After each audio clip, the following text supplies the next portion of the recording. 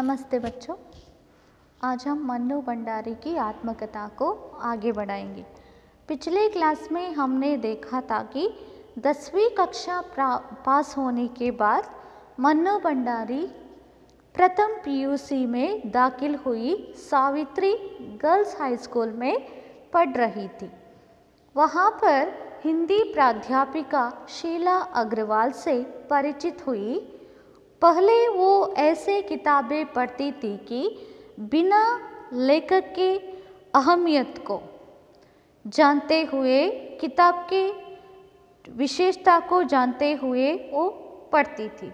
परंतु शीला अग्रवाल से मिलने के बाद शीला अग्रवाल ने उसे नियमानुसार साहित्य की दुनिया में प्रवेश करवाती है। जैसे कि साहित्यिक दुनिया शरतचंद्र प्रेमचंद से बढ़कर जैनेन्द्र अज्ञेय, यशपाल, भगवती चरण वर्मा आदि की जो किताबें पढ़ने लगे और साथ ही साथ दोनों मिलकर पढ़ी हुई किताबों पर लंबी लंबी बहसें करते थे और उस उम्र में जितना जानना चाहिए था उतना मन्नू भंडारी ने जान लिया।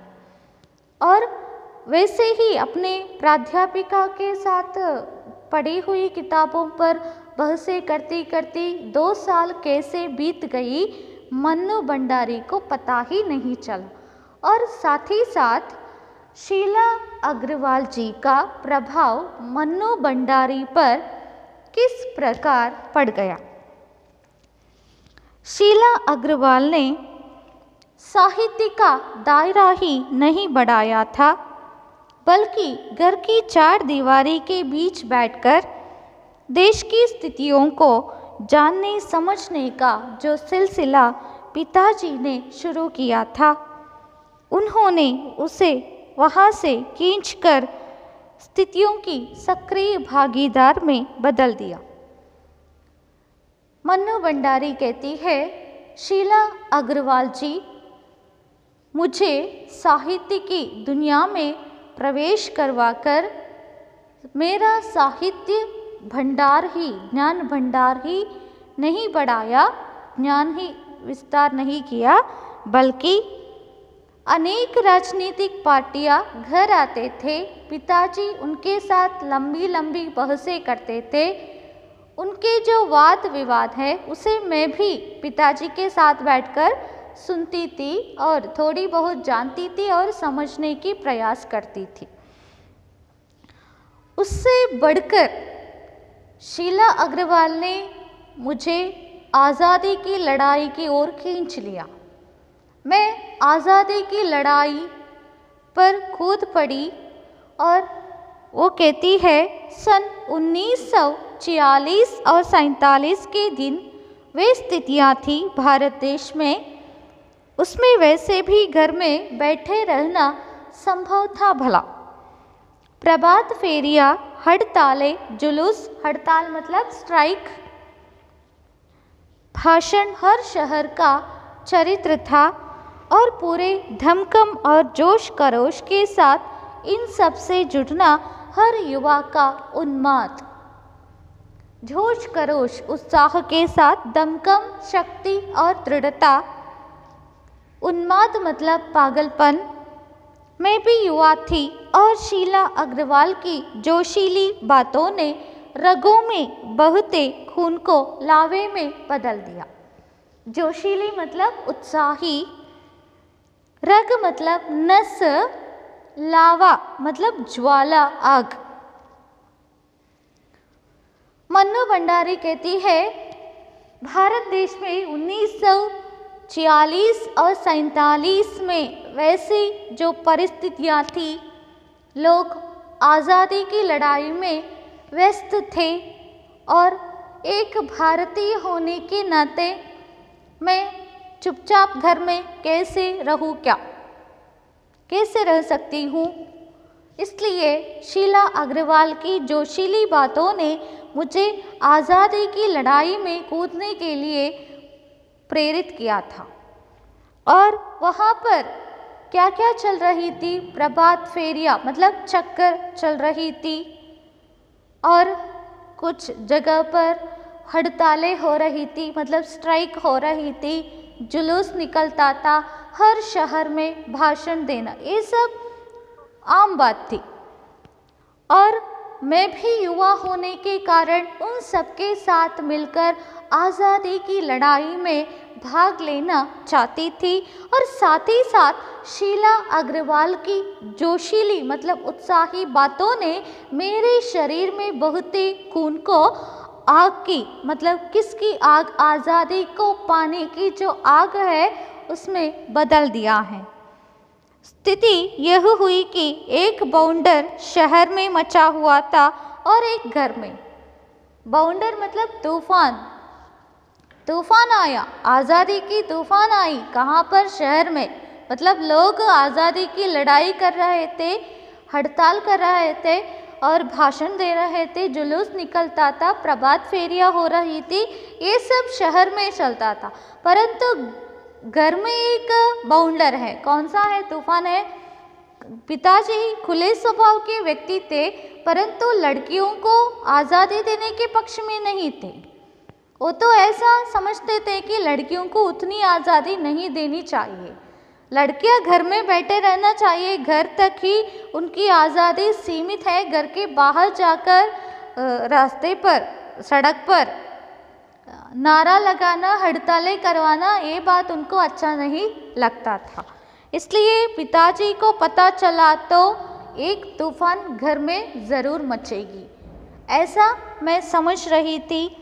ಅಂದರೆ ಅವ್ರು ಹೇಳ್ತಾರೆ, ಶೀಲಾ ಅಗ್ರವಾಲ್ರು ಸಾಹಿತ್ಯ ಜಗತ್ತಿಗೆ ಮಾತ್ರ ನನ್ನನ್ನು ಕೊಂಡೊಯ್ದದಲ್ಲ, ಅದರ ಬದಲಿಗೆ ಸಾಹಿತ್ಯ ಜಗತ್ತಿನ ಜ್ಞಾನವನ್ನು ವಿಸ್ತರಿಸುವುದರ ಜೊತೆಗೆ ಆ ಸಮಯದಲ್ಲಿ ನಾನು ಮೊದಲೇ ತಂದೆ ರಾಜಕೀಯ ಪಕ್ಷಗಳ ಜೊತೆಗೆ ನಡೆಸುತ್ತಿದ್ದಂಥ ಚರ್ಚೆ, ವಾದ ವಿವಾದಗಳಿರ್ಬೋದು, ಅದನ್ನು ಕೇಳಿ ತಿಳ್ಕೊಂಡಿದ್ದೆ, ಅರ್ಥ ಮಾಡಿಕೊಳ್ಳಿಕ್ಕೆ ಪ್ರಯತ್ನ ಪಡ್ತಾ ಇದ್ದೆ. ಇದೆಲ್ಲ ಬಿಟ್ಟು ಮನೆಯ ಹೊರಗಡೆ ಬಂದು ಸ್ವಾತಂತ್ರ್ಯ ಹೋರಾಟದಲ್ಲಿ ನಾನು ಹೇಗೆ ಭಾಗವಹಿಸಬೇಕು ಅನ್ನುವಂಥ ವಿಚಾರವನ್ನು ನಾನು ತಿಳ್ಕೊಂಡದ್ದು ನನ್ನ ಹಿಂದಿ ಅಧ್ಯಾಪಿಕೆಯಾದಂಥ ಶೀಲಾ ಅಗ್ರವಾಲ್ರಿಂದ. ಅವರ ಉತ್ಸಾಹದ ಮಾತುಗಳು ನನ್ನನ್ನು ಸ್ವಾತಂತ್ರ್ಯ ಹೋರಾಟದಲ್ಲಿ ಭಾಗವಹಿಸುವಂತೆ ಮಾಡಿತು ಅಂತ ಹೇಳ್ತಾರೆ. ಅಷ್ಟೇ ಅಲ್ಲ, ಆ ದಿನಗಳು ಅಂದರೆ 1946-47ನೇ ಆ ಸ್ವಾತಂತ್ರ್ಯ ಸಿಗುವಂಥ ಆ ಸಮಯದಲ್ಲಿ ದೇಶದ ಪರಿಸ್ಥಿತಿ ಹೇಗಿತ್ತಂತ ಹೇಳಿದ್ರೆ, ಯಾವತ್ತೂ ಅಲ್ಲಿ ಏನು ಮೆರವಣಿಗೆ ಹೋಗುವಂಥದ್ದಿರ್ಬೋದು, ರಸ್ತೆಯಲ್ಲಿ ಘೋಷಣೆಗಳನ್ನು ಕೂಗುವಂಥದ್ದಿರ್ಬೋದು, ಸ್ಟ್ರೈಕ್ ಮಾಡುವಂಥದ್ದಿರ್ಬೋದು, ಇದೆಲ್ಲ ನಡೀತಾನೆ ಇತ್ತು. ಅನೇಕ ವಿದ್ಯಾರ್ಥಿಗಳು ತುಂಬ ಉತ್ಸಾಹದಿಂದ ಪಾಲ್ಗೊಳ್ತಾ ಇದ್ದರು. ಬೇರೆ ಬೇರೆ ಕಾಲೇಜಿನ ವಿದ್ಯಾರ್ಥಿಗಳು ಕೂಡ ಬಂದು ರಸ್ತೆಯ ಮಧ್ಯದಲ್ಲಿ ಧರಣಿ ಕೂತ್ಕೊಳ್ತಾ ಇದ್ದರು. ನಾನು ಕೂಡ ಯುವತಿಯಾಗಿದ್ದೆ. ಅಷ್ಟೇ ಅಲ್ಲ, ನನ್ನ ಹಿಂದಿಯ ಅಧ್ಯಾಪಿಕೆ ಶೀಲಾ ಅಗ್ರವಾಲ್ರ ಉತ್ಸಾಹಿ ಮಾತುಗಳು ನನ್ನನ್ನು ಸ್ವಾತಂತ್ರ್ಯ ಹೋರಾಟದಲ್ಲಿ ಧುಮುಕುವಂತೆ ಮಾಡಿತು ಅಂತ ಹೇಳ್ತಾರೆ. ನನ್ನ ಶರೀರದಲ್ಲಿ ಹರಿತಿದ್ದ ರಕ್ತ ನನಗೆ ಸ್ವಾತಂತ್ರ್ಯದ ಕಿಚ್ಚನ್ನು ಹೊತ್ತಿಸಿತು ಅಂತ ಹೇಳ್ತಾರೆ. ಇದರ ಪರಿಣಾಮ ಏನಾಯ್ತು ಅಂತ ಹೇಳಿದ್ರೆ, ಸ್ವಾತಂತ್ರ್ಯಕ್ಕಾಗಿ ಜನ ಹೊರಗಡೆ ಹೋರಾಡಿದರೆ ಅಲ್ಲಿ ಒಂದು ಬಿರುಗಾಳಿ ಎದ್ದ ಹಾಗೆ ಅಂತ. ಆದರೆ ಮನೆಯಲ್ಲಿ ವಿಚಾರ ಗೊತ್ತಿರಲಿಲ್ಲ, ನಾನು ಸ್ವಾತಂತ್ರ್ಯ ಹೋರಾಟದಲ್ಲಿ ಭಾಗವಹಿಸ್ತಾ ಇದ್ದೇನೆ ಅಂತ. ಹಾಗಿರುವಾಗ ಒಂದು ವೇಳೆ ತಂದೆಗೆ ಗೊತ್ತಾದರೆ ಮನೆಯಲ್ಲಿ ಇನ್ನೊಂದು ಬಿರುಗಾಳಿ ಹೇಳ್ಬೋದು. ಅಂದರೆ ತಂದೆ ಮೃದು ಸ್ವಭಾವದ ಕೋಮಲ ಮನಸ್ಸಿನ ವ್ಯಕ್ತಿಯಾಗಿದ್ದರೂ ಕೂಡ ಹುಡುಗಿಯರಿಗೆ ಅಷ್ಟೊಂದು ಸ್ವಾತಂತ್ರ್ಯ ಕೊಡುವಂಥ ಉದಾರ ಮನಸ್ಸಿನವರು ಆಗಿರಲಿಲ್ಲ ಅಂತ ಹೇಳುವಂಥದ್ದು. ಮನೆಯ ಒಳಗೆ ಮಾತ್ರ ಹುಡುಗಿಯರಿಗೆ ಸ್ವಾತಂತ್ರ್ಯ ಇರುವಂಥದ್ದು, ಮನೆ ಬಿಟ್ಟು ಹೊರಗಡೆ ರಸ್ತೆಯಲ್ಲಿ ಘೋಷಣೆಯನ್ನು ಕೂಗುವುದು, ಸ್ಟ್ರೈಕ್ ಮಾಡೋದು, ಇದೆಲ್ಲ ಸಲ್ಲದು ಅನ್ನುವಂಥ ಅಭಿಪ್ರಾಯ ನನ್ನ ತಂದೆಯದ್ದು ಅಂತ ಹೇಳ್ತಾರೆ. ಆದರೆ ನಾನೇನು ಮಾಡ್ತಿದ್ದೆ ಅಂತ ಹೇಳ್ತಾರೆ. पिताजी की आज़ादी की सीमा यही तक थी कि उनकी उपस्थिति में घर आए लोगों के बीच उठो बैठो जानू समझो। परंतु मैं क्या करती थी, हाथ उठा उठाकर नारे लगाती थी, हड़तालें करवाती थी। नारे लगाना मतलब घोषणा करना, नारे लगाना घोषणा करना। और लड़कों के साथ शहर की सड़कें नापती लड़की को अपनी सारी आधुनिकता के बावजूद बर्दाश्त करना उनके लिए मुश्किल हो रहा था, तो किसी की दी हुई आज़ादी के दायरे में चलना मेरे लिए बर्दाश्त करना मतलब सहना, और उनके लिए मतलब किसके लिए, मन्नू के पिता के लिए। मन्नू भंडारी कहते हैं कि पिताजी ऐसा चाहते थे कि घर आए राजनीति व्यक्ति है उनके साथ उनकी जो चर्चा चल रही थी, बहसें हो रही थी, उसे बैठकर सुनना चाहिए, जानना चाहिए और समझना चाहिए बस। उसके बदले बाहर जाकर हड़तालें करवाना, घोषणा करना, भाषण देना, ये सब दूर की बात है। उतनी आज़ादी पिताजी ने अपने बच्चों को नहीं दिया था। और परंतु मैं क्या करती थी, कॉलेज नहीं जाती थी, कॉलेज के बच्चों को, विद्यार्थियों को साथ में मिलाकर और दूसरे कॉलेज के लड़का लड़कियों के साथ मिलकर मैं सड़क पर नारे लगाती थी, हड़तालें करवाती थी और भाषण देती थी। ये सब पिताजी को पता नहीं था और उनकी आज़ादी की सीमा जो है घर तक ही सीमित थी।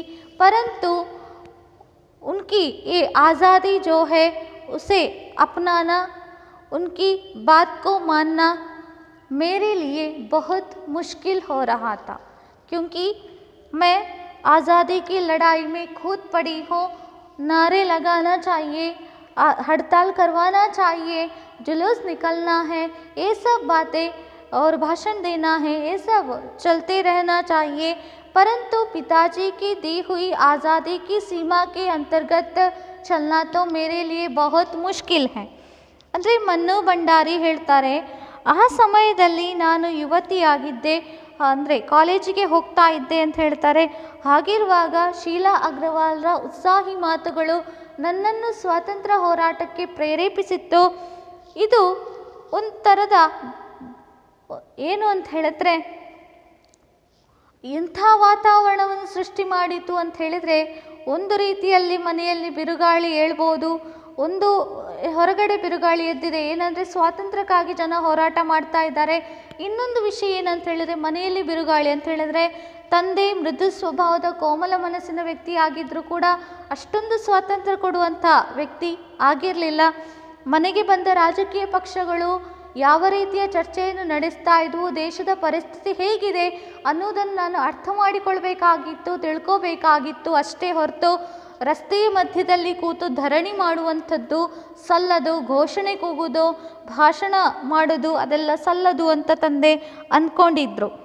ಹಾಗಾಗಿ ರಸ್ತೆಯ ಮಧ್ಯೆ ನಾನು ಘೋಷಣೆಯನ್ನು ಕೂಗ್ತಾ ಇದ್ದೆ, ಸ್ಟ್ರೈಕ್ ಮಾಡಿಸ್ತಾ ಇದ್ದೆ, ಬೇರೆ ಕಾಲೇಜಿನ ಹುಡುಗ ಹುಡುಗಿಯರ ಜೊತೆಗೆ ಸೇರಿ ಅವರ ಜೊತೆಗೆ ಧರಣಿ ಕೂತ್ಕೊಳ್ತಾ ಇದ್ದೆ. ಈ ಥರ ಎಲ್ಲ ನಾನು ಮಾಡ್ತಾ ಇರೋದು ತಂದೆಗೆ ಇಷ್ಟ ಆಗ್ತಾ ಇರಲಿಲ್ಲ. ನಾನು ಆಧುನಿಕಳಾಗಿರ್ಬೋದು, ಆದರೆ ತಂದೆ ನನಗೆ ಅಷ್ಟೊಂದು ಸ್ವಾತಂತ್ರ್ಯವನ್ನು ಯಾವತ್ತೂ ಕೊಟ್ಟಿರಲಿಲ್ಲ. ಅವರು ಕೊಟ್ಟಿರುವ ಸ್ವಾತಂತ್ರ್ಯದ ಪರಿಧಿಯಲ್ಲಿ ಇರಲಿಕ್ಕೆ ನನಗೆ ಆಗ್ತಿರಲಿಲ್ಲ ಅಂತ ಹೇಳ್ತಾರೆ. ನಾನು ಆ ಥರ ಎಲ್ಲ ಮಾಡೋದು ತಂದೆಗೆ ಸಹಿಸ್ಲಿಕ್ಕೆ ಆಗ್ತಿರಲಿಲ್ಲ. ಆದರೆ ಅವರು ಕೊಟ್ಟ ಸ್ವಾತಂತ್ರ್ಯದ ಪರಿಧಿಯಲ್ಲಿ ಇರಲಿಕ್ಕೆ ನನ್ನಿಂದ ಖಂಡಿತ ಸಾಧ್ಯ ಇರಲಿಲ್ಲ ಅಂತ ಹೇಳ್ತಾರೆ. जब रगों में लहू की जगह, लहू मतलब खून, लावा बहता हो तो सारे निषेध और सारी वर्जनाएं और सारा भय कैसे ध्वस्त हो जाता है, ध्वस्त नष्ट हो जाता है। यह तभी जाना और अपने क्रोध से सबको तरतरा देने वाले पिताजी से टक्कर लेने का जो सिलसिला तब शुरू हुआ था, राजेंद्र से शादी की तब तक वह चलता ही रहा। तरतरा देना, भय से कांपना, टक्कर मतलब मतभेद, मतलब दूसरा अर्थ है झगड़ा करना। मन्नू भंडारी कहती है, जब मेरे शरीर के नस नस में खून की जगह आग, मतलब किसकी आग, आज़ादी को पाने की आग जो है, आज़ादी की लड़ाई में कूद पड़ने की आग जो है बहती है, उस समय पिताजी के सारे निषेध, निषेध मतलब मनाही, रोक, वर्जनाएं मतलब ये मत करो, वो मत करो, वहाँ मत जाओ, यहाँ मत जाओ, ऐसी जो वर्जनाएं हैं ये सब मेरे कानों तक नहीं पहुँचती थी और उनके प्रति जो भय था वो सब नष्ट हो जाता है। और साथ ही साथ अपने गुस्से से घर के सारे सदस्यों को थरथराने वाले पिताजी से मेरा हमेशा मतभेद रहता था किसी न किसी विषय पर, और साथ ही साथ मैं उनसे झगड़ती थी। ये झगड़ा करने की प्रक्रिया कब तक चलती रही? जब मैं अपनी पसंद से हिंदी साहित्यकार राजेंद्र यादव से विवाह किया, तब तक ये सिलसिला चलता ही रहा। ಅಂದರೆ ಮನ್ನು ಭಂಡಾರಿ ಹೇಳ್ತಾರೆ, ನನ್ನ ಶರೀರದಲ್ಲಿ ರಕ್ತದ ಬದಲಿಗೆ ಸ್ವಾತಂತ್ರ್ಯದ ಕಿಚ್ಚು ಹರಿತಾ ಇತ್ತು. ಹಾಗಿರುವಾಗ ಈ ತಂದೆಯ ಆ ನಿಷೇಧಗಳಿರ್ಬೋದು, ಅಲ್ಲಿ ಹೋಗಬೇಡ, ಇಲ್ಲಿ ಹೋಗಬೇಡ, ಆ ಕೆಲಸ ಮಾಡಬೇಡ, ಈ ಕೆಲಸ ಮಾಡಬೇಡ ಅನ್ನುವಂಥ ಕಿವಿ ಮಾತುಗಳಿರ್ಬೋದು, ಇದೆಲ್ಲ ನನ್ನ ಕಿವಿಗೆ ಬೀಳ್ತಾನೆ ಇರಲಿಲ್ಲ. ತಂದೆಯ ಬಗ್ಗೆ ಇದ್ದ ಭಯ ಕೂಡ ಎಲ್ಲೋ ಮಾಯವಾಗಿ ಹೋಗಿತ್ತು ಅಂತ ಹೇಳ್ತಾರೆ. ಅಷ್ಟೇ ಅಲ್ಲ, ತನ್ನ ಸಿಟ್ಟಿನಿಂದ ಇನ್ನೊಬ್ಬರನ್ನು ಭಯಗೊಳಿಸುವಂಥ ವ್ಯಕ್ತಿತ್ವವನ್ನು ಹೊಂದಿದ ನನ್ನ ತಂದೆಯ ಜೊತೆಗೆ ನಾನು ಅನೇಕ ವಿಷಯಗಳಲ್ಲಿ ಭಿನ್ನಾಭಿಪ್ರಾಯಗಳನ್ನು ಹೊಂದಿದ್ದೇನೆ. ಅಷ್ಟೇ ಅಲ್ಲ, ಒಂದೊಂದು ಸಲ ನನಗೂ ಮತ್ತು ತಂದೆಗೂ ಜಗಳ ಆಗ್ತಿತ್ತು, ಸಿಟ್ಟು ಮಾಡಿಕೊಳ್ತಾ ಇದ್ರು ಅವರು. ಈ ಸಿಟ್ಟು ಮಾಡಿಕೊಳ್ಳೋದು, ಜಗಳ ಮಾಡೋದು, ಈ ಎಲ್ಲ ಪ್ರಕ್ರಿಯೆ ಎಲ್ಲಿವರೆಗೆ ನಡೆಯಿತು ಅಂತ ಹೇಳಿದರೆ, ಮುಂದುವರಿಯಿತು ಅಂತ ಹೇಳಿದರೆ, ನಾನು ರಾಜೇಂದ್ರ ಯಾದವರನ್ನು ವಿವಾಹ ಆದಮೇಲೆ ಈ ಪ್ರಕ್ರಿಯೆ ನಿಂತು ಹೋಯಿತು. ಅಲ್ಲಿ ತನಕ ಇದು ನಡೀತಾನೆ ಇತ್ತು ಅಂತ ಹೇಳ್ತಾರೆ. ಇನ್ನು ತಂದೆಯ ಸಿದ್ಧಾಂತಗಳು ಏನು ಅಂತ ನೆಕ್ಸ್ಟ್ ಹೇಳ್ತಾರೆ. पिताजी का सिद्धांत क्या था और कॉलेज से प्रिंसिपल का पत्र क्यों आया? यश कामना बल्कि कहूँ कि यश लिप्सा, लिप्सा मतलब लालच पिताजी की सबसे बड़ी दुर्बलता थी और उनके जीवन की धुर्रिता यह सिद्धांत की व्यक्ति को कुछ विशिष्ट बनकर जीना चाहिए, कुछ ऐसे काम करने चाहिए कि समाज में उनका नाम हो, सम्मान हो, प्रतिष्ठा हो और वर्चस्व हो। इसके चलते ही मैं एक दो बार उनके कोप से बच गई थी। दुर्बलता मतलब लिखिए कमजोरी, धुर्री मतलब उद्देश्य, वर्चस्व तेजस्वी। मन्नू भंडारी कहती है यश कामना, कामना मतलब पाने की इच्छा, यश कीर्ति हासिल करने की, नाम कमाने की ये इच्छा जो है मेरे पिताजी की सबसे बड़ी दुर्बलता है और उनके जीवन का ये सिद्धांत था कि अपने बच्चों को विशिष्ट रूप से जीना चाहिए, ऐसी साधना करनी चाहिए आज तक न किसी ने न किया हो, और समाज में ऐसे अच्छे काम करना चाहिए कि समाज में उनका सम्मान हो, नाम हो, नाम मतलब प्रसिद्धि हो, प्रतिष्ठा हो और तेजस्वी बने। ऐसी जो बात थी और इस विचार पिताजी के मन में रहते हुए मैं 2 बार उनके कोप से बच गई थी। मन्नु भंडाರಿ ಹೇಳ್ತಾರೆ, ನನ್ನ ತಂದೆಯ ಒಂದು ಸಿದ್ಧಾಂತ ಮತ್ತು ಅವರ ದುರ್ಬಲತೆ ಅಂತ ಕೂಡ ಹೇಳ್ಬೋದು, ಅದು ಯಶಸ್ಸನ್ನು ಪಡೆಯುವಂಥದ್ದು ಅಂತ ಹೇಳ್ತಾರೆ. ಆ ಯಶಸ್ಸನ್ನು ಪಡೆಯುವಂಥ ಆಸೆ ನನ್ನ ತಂದೆಯ ಒಂದು ದುರ್ಬಲತೆ ಅಂತ ಹೇಳ್ತಾರೆ. ಅಷ್ಟೇ ಅಲ್ಲ, ಅವರ ಜೀವನದ ಸಿದ್ಧಾಂತ ಏನು ಅಂತ ಹೇಳಿದರೆ, ಒಬ್ಬ ವ್ಯಕ್ತಿ ಜೀವನದಲ್ಲಿ ವಿಶಿಷ್ಟವಾದ ಸಾಧನೆಯನ್ನು ಮಾಡಬೇಕು, ಅದು ತನ್ನ ಮಕ್ಕಳಿಂದ ಅವರು ಬಯಸ್ತಾ ಇದ್ರು. ಅಂಥ ಒಂದು ಸಾಧನೆ ತನ್ನ ಮಕ್ಕಳು ಮಾಡಬೇಕಂತ ಅಂದ್ಕೊಂಡಿದ್ರು. ಅಷ್ಟೇ ಅಲ್ಲ, ಎಂಥ ಒಳ್ಳೆ ಕೆಲಸ ಮಾಡಬೇಕು ಅಂತ ಹೇಳಿದರೆ ಆ ಕೆಲಸದಿಂದ ಸಮಾಜದಲ್ಲಿ ನಮಗೆ ಸ್ಥಾನಮಾನ ಸಿಗಬೇಕು, ಗೌರವ ಸಿಗಬೇಕು, ನಮ್ಮ ವರ್ಚಸ್ಸು ಹೆಚ್ಚಾಗಬೇಕು, ಪ್ರತಿಷ್ಠೆ ಅಲ್ಲಿ ಬಲವಾಗಬೇಕು ಅನ್ನುವಂಥ ವಿಚಾರವನ್ನು ತಂದೆ ಪ್ರತಿಪಾದಿಸ್ತಾ ಇದ್ದರು. ಈ ಎಲ್ಲ ವಿಚಾರಗಳು ಅವರ ಮನಸ್ಸಿನಲ್ಲಿ ಇರಬೇಕಾದ್ರೆ ನಾನು 2 ಸಲ ಅವರ ಸಿಟ್ಟಿನಿಂದ ಬಚಾವಾದೆ. ಅದರಲ್ಲಿ ಒಂದು ಘಟನೆ ಏನು ಅಂತ ಹೇಳಿದ್ರೆ, कॉलेज से प्रिंसिपल का पत्र आया था, क्यों आया था उसके बारे में हम आज चर्चा करेंगे। एक बार कॉलेज से प्रिंसिपल का पत्र आया कि पिताजी आकर मिले और बताए कि मेरी गतिविधियों के कारण मेरे खिलाफ अनुशासनात्मक कार्यवाही क्यों न की जाए। गतिविधियाँ एक्टिविटीज़, खिलाफ मतलब विरुद्ध, अनुशासनात्मक कार्यवाही मतलब डिसिप्लिनरी एक्शन। पत्र पढ़ते ही पिताजी आग बबूला, आग बबूला मतलब क्रोधित होना, यह लड़की मुझे कहीं मुंह दिखाने लायक नहीं रखेगी, पता नहीं क्या क्या सुनना पड़ेगा वहाँ जाकर। 4 बच्चे पहले भी पढ़े, किसी ने ये दिन नहीं दिखाया। गुस्से से बनाते हुए वे गए थे। बनाना मतलब परेशान होना, गुस्से से परेशान होकर गए थे। मन्नू भंडारी कहती है वहाँ पर एक घटना है। कौन सी घटना है? एक बार कॉलेज से प्रिंसिपल का पत्र आया कि पिताजी कॉलेज आकर प्रिंसिपल से मिले, है ना। और उस पत्र में क्या लिखा था कि मन्नू भंडारी के गतिविधियों के कारण उसके खिलाफ अनुशासनात्मक कार्यवाही क्यों न किया जाए, ऐसा लिखकर प्रश्न चिन्ह लगा दिया था। इस पत्र को पढ़ते ही पिताजी को बहुत गुस्सा आया और वो मन्नू की माँ से कहते हैं ये लड़की जो है कॉलेज में क्या क्या किया है और इसके कारण मुझे दूसरों को मुंह दिखाने योग्य मैं नहीं रहूँगा। और इतना ही नहीं, वो कहते हैं वहाँ जाकर मुझे उस प्रिंसिपल के मुंह से क्या क्या सुनना पड़ेगा।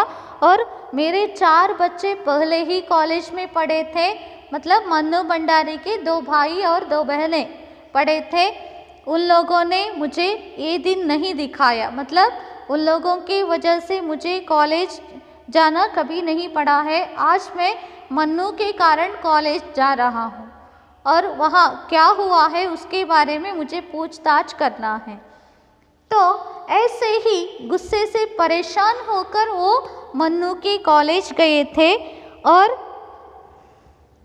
लौटकर क्या कहर बरपा होगा इसका अनुमान था। सो मैं पड़ोस की एक मित्र के यहाँ जाकर बैठ गई। कहर बरपना मतलब हंगामा खड़ा करना। पिताजी कॉलेज से लौटकर आते हैं तो मेरे बारे में क्या क्या बताते हैं, उनका गुस्सा कैसे निकालते हैं, क्या कैसे हंगामा खड़ा करते हैं मैं तो नहीं जानती। इसलिए इस बात का मुझे अंदाज़ था, पहले से ही अंदाज़ था, इसलिए मैं पड़ोस के एक मित्र के घर जाकर बैठ गई।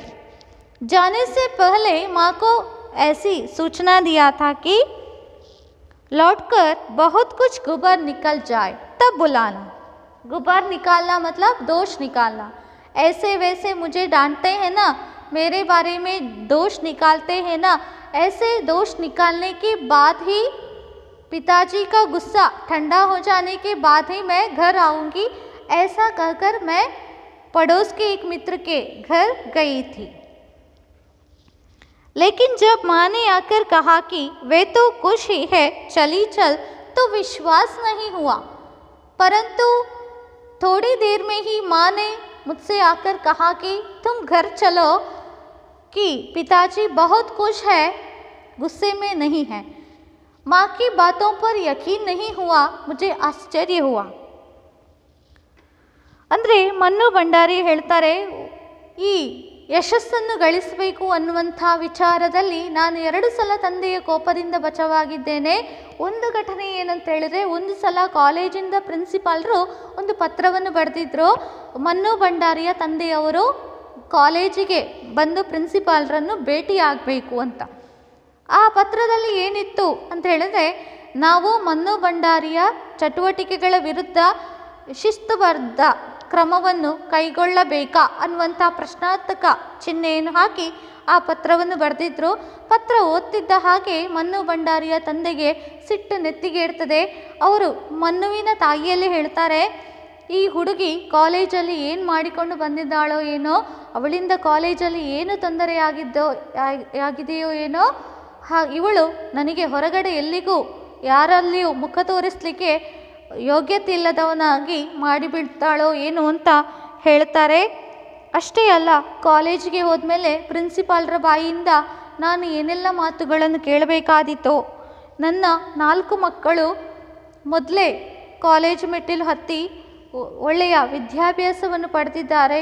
ಅವರು ಯಾವತ್ತೂ ಕೂಡ ಈ ರೀತಿ ನನ್ನ ಮರ್ಯಾದೆಯನ್ನು ಕಳೀಲಿಲ್ಲ. ಆದರೆ ಈ ಮನ್ನುವಿನಿಂದಾಗಿ ನನ್ನ ಮರ್ಯಾದೆಗೆ, ಗೌರವಕ್ಕೆ ಎಲ್ಲಿ ಧಕ್ಕೆ ಉಂಟಾಗ್ತದೋ ಅಂತ ತುಂಬ ಚಿಂತಿತರಾಗಿ ಅವರು ಕಾಲೇಜಿಗೆ ಹೋಗ್ತಾರೆ. ತಂದೆ ಬಂದ ಮೇಲೆ ಇನ್ನೇನು ಅವರು ಬೈಬೋದು ಅಥವಾ ಏನಾದರೂ ಹೇಳ್ಬೋದು ಅಂತ ಭಯದಲ್ಲಿ ಈ ಅನುಮಾನ ನನಗೆ ಮೊದಲೇ ಇತ್ತು. ಹಾಗಾಗಿ ನಾನು ತಂದೆ ಬರುವವರೆಗೆ, ಅವರ ಕೋಪ ತಣ್ಣಗಾಗುವವರೆಗೆ ಪಕ್ಕದ ಮನೆಯಲ್ಲಿ ಒಬ್ಬ ಗೆಳತಿಯ ಮನೆಗೆ ಹೋಗಿ ಕೂತೆ.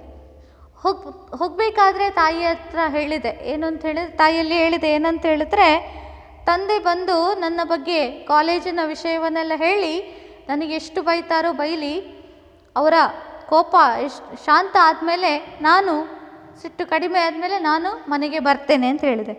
ಆದರೆ ತಾಯಿ ಬಂದು ಹೇಳಿದರು, ನಿನ್ನ ತಂದೆ ತುಂಬ ಸಂತೋಷದಿಂದಿದ್ದಾರೆ, ಈಗಲೇ ಮನೆಗೆ ಬಾ. ತಾಯಿಯ ಮಾತುಗಳಲ್ಲಿ ನನಗೆ ನಂಬಿಕೆ ಬರಲಿಲ್ಲ, ಆಶ್ಚರ್ಯ ಆಯಿತು ಅಂತ ಹೇಳ್ತಾರೆ. ಗಯಿ ತೋ ಸಹಿ ಲೇಕಿನ್ ಡರ್ತೆ ಡರ್ತೆ पिताजी के सम्मुख आई परंतु डरते डरते।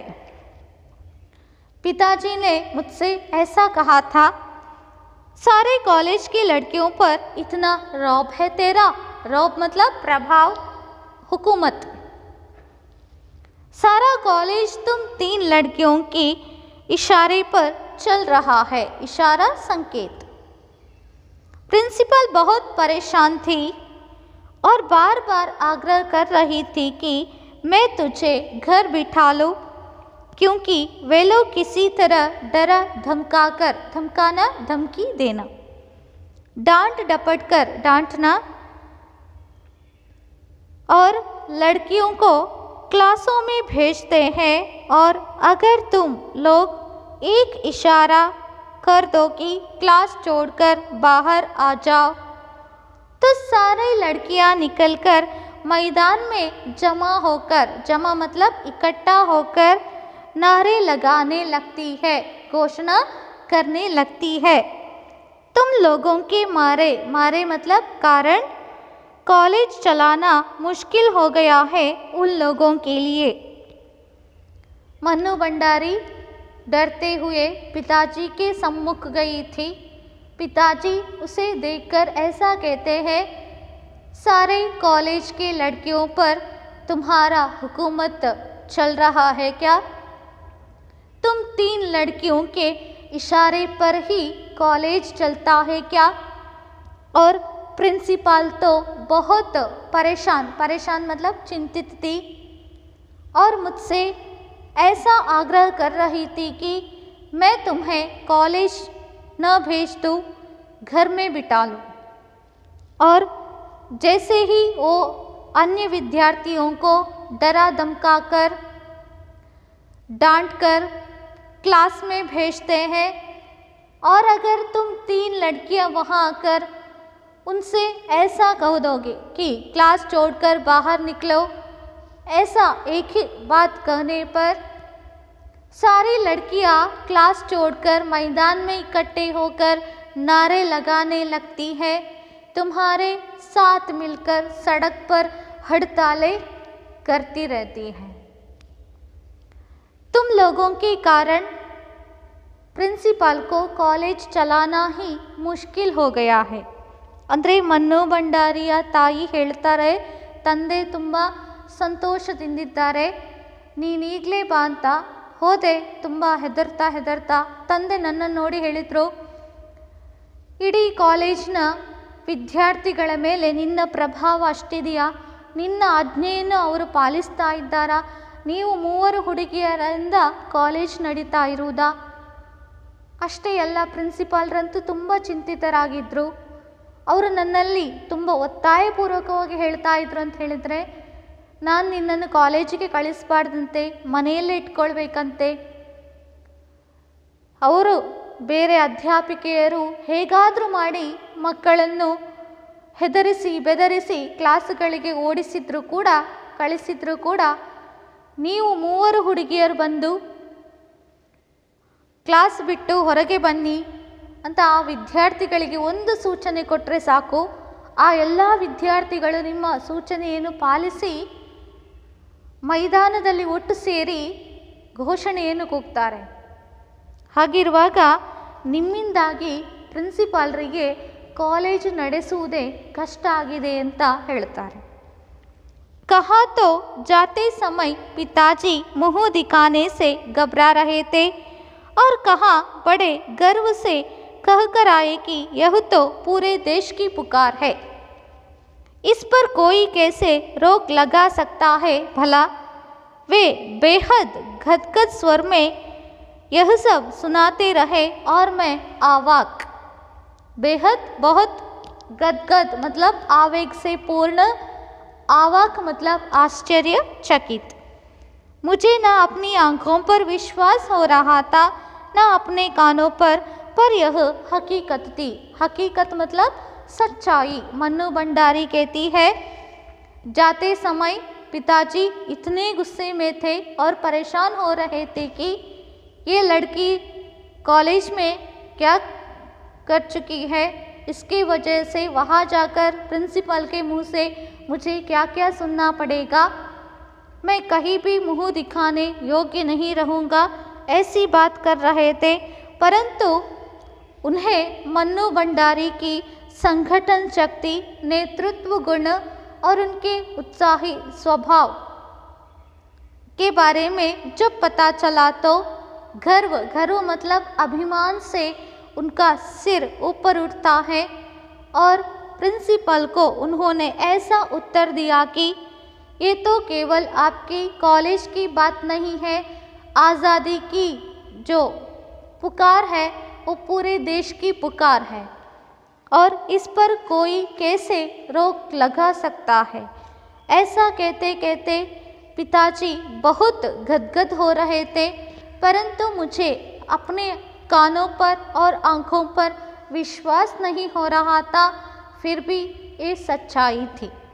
ಅಂದರೆ ಮನ್ನು ಭಂಡಾರಿ ಹೇಳ್ತಾರೆ, ಹೋಗುವಾಗ ತಂದೆ ಅಲ್ಲಿ ಇನ್ನೇನಾಗ್ಬೋದು ಅಂತ ಭಯದಿಂದ ಹೊರಟಿದ್ರು. ಅಲ್ಲಿ ಪ್ರಿನ್ಸಿಪಾಲ್ರ ಬಾಯಿಂದ ಏನು ಕೇಳಬೇಕಾದಿತ್ತು, ನಾನಿನ್ನು ಹೊರಗಡೆ ಮುಖ ತೋರಿಸಲಿಕ್ಕೆ ಸಾಧ್ಯ ಆಗೋದಿಲ್ವೋ ಅಂತ ಭಯಪಟ್ಟಿದ್ರು. ಆದರೆ ಪ್ರಿನ್ಸಿಪಾಲ್ರು ಹೇಳಿದ ಮಾತನ್ನು ಕೇಳಿ ತನ್ನ ಮಗಳ ಆಂತರಿಕ ಶಕ್ತಿ, ಸಂಘಟನಾ ಶಕ್ತಿ, ನೇತೃತ್ವ ಗುಣ ಏನು ಅಂತ ನನ್ನ ತಂದೆಗೆ ಸರಿಯಾಗಿ ಅರ್ಥ ಆಯಿತು.